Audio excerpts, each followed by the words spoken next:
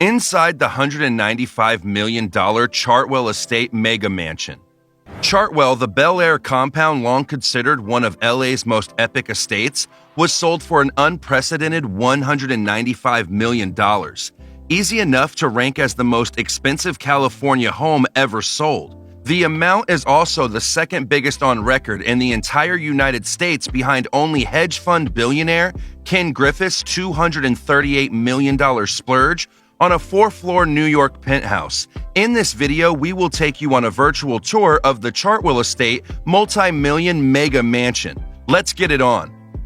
Although the official grant deed hasn't made its way into property records, word on the street is that the record-setting Chartwell buyers are Lachlan Murdoch, the elder son of multi-billionaire media mogul Robert Murdoch, and his model/actress wife, Sarah O'Hare.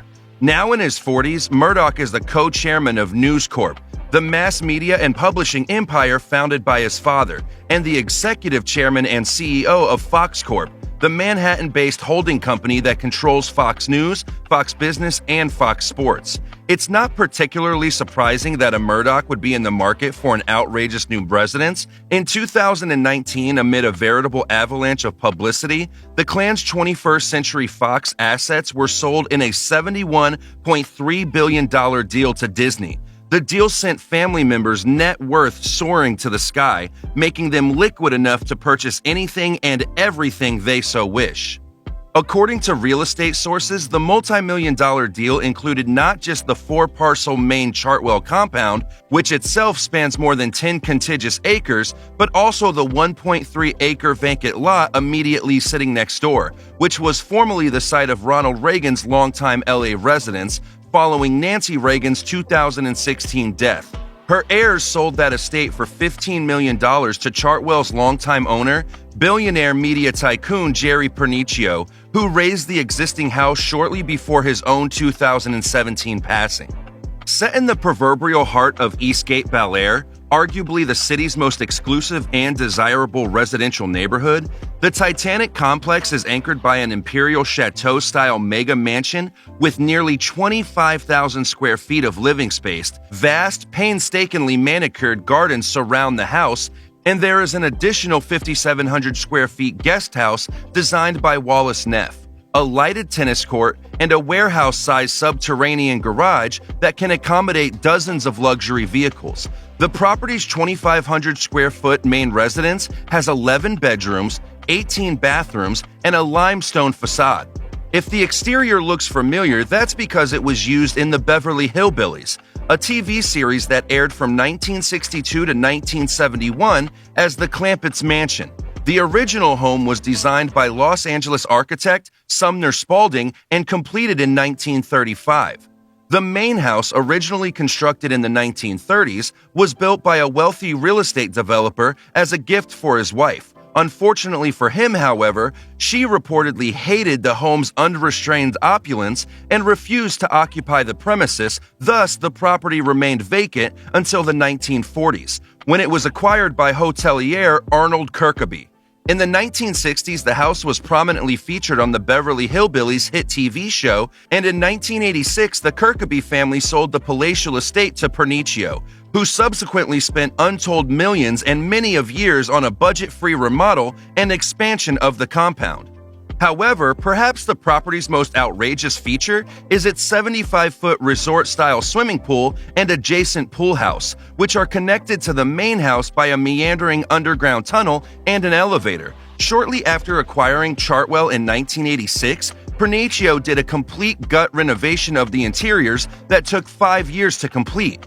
During that time, he also extended the property's footprint to more than 10 acres by purchasing and combining 3 neighboring lots.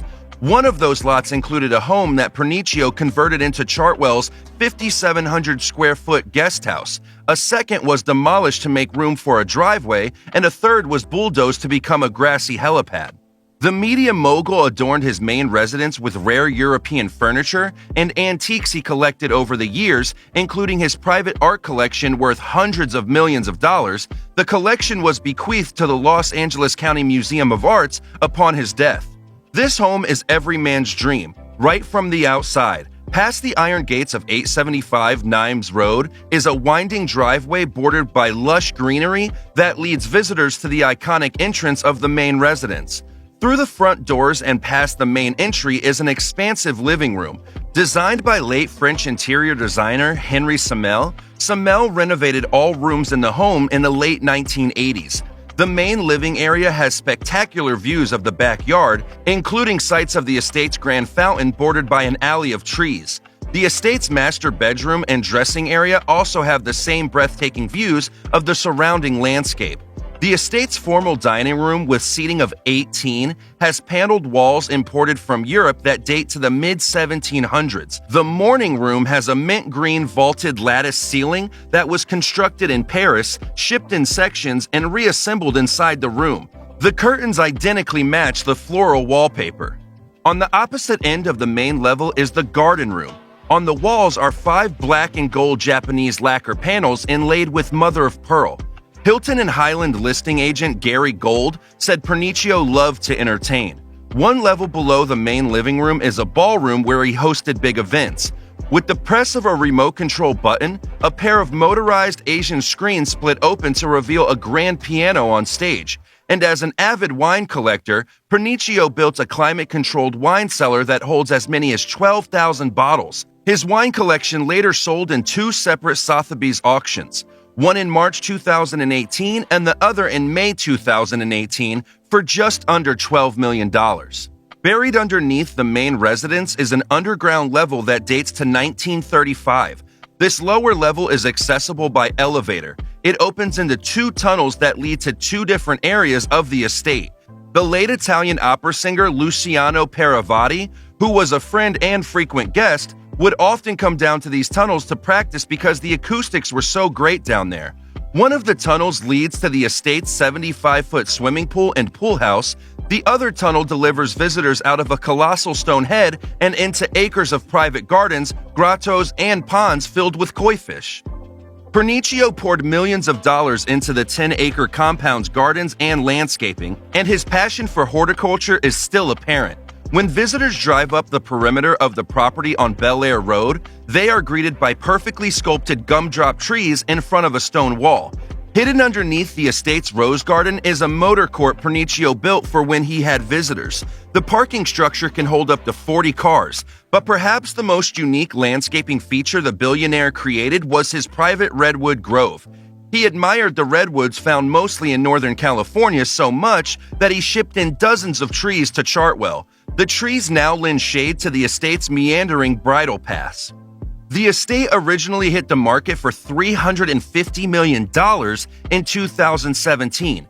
1 year later, the price was reduced to $245 million. The last price, and of which it sold, stood at $195 million, furniture not included. So there you have it, inside the $195 million Chartwell Estate mega mansion. With all the opulence within its walls, do you think the Chartwell Estate is worth that much? Let us know in the comment section below. If you enjoyed this video, make sure to leave a like and subscribe. Oh, and turn on post notifications.